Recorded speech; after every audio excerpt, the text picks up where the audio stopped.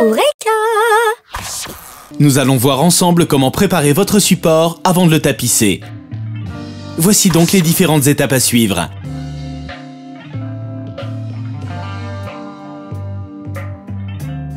Et le matériel dont vous aurez besoin. Un couteau de peintre, de l'enduit de rebouchage, du papier de verre, un tournevis plat, de la lessive murale et une ponceuse. Première étape, on enlève l'ancienne tapisserie. Si le mur ou le plafond est déjà recouvert d'une ou plusieurs couches de tapisserie, décollez tous les revêtements pour éviter les défauts et la superposition inutile. Travaillez de bas en haut en arrachant tout le papier.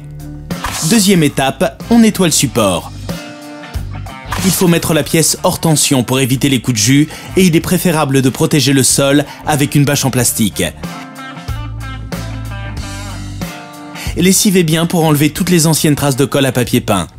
Si le support est recouvert d'une ancienne peinture, nettoyez bien pour obtenir un fond propre avec un nettoyant spécial ou une lessive murale.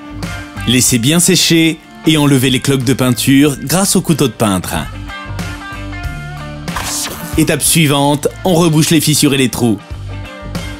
Quel que soit le type de support, il faudra reboucher les fissures et les trous avec de l'enduit de rebouchage.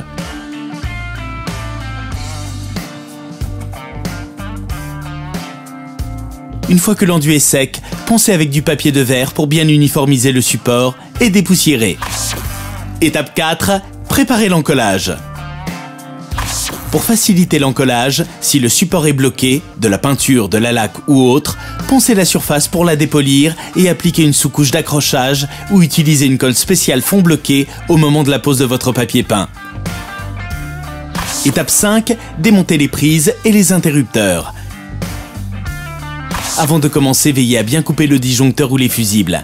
Pour les interrupteurs, dévissez les vis de fixation apparentes avec un tournevis plat pour accéder au fil électrique. S'il faut, notez l'emplacement des fils pour pouvoir les remonter correctement. Dévissez les vis de maintien et retirez doucement l'interrupteur du mur sans trop forcer sur les fils. Logez les fils dans les trous pour qu'ils ne dépassent pas. Et voilà, votre support est prêt à être tapissé. Maintenant, c'est à vous de jouer. Sur Eureka.fr, vos questions sont entre de bonnes mains.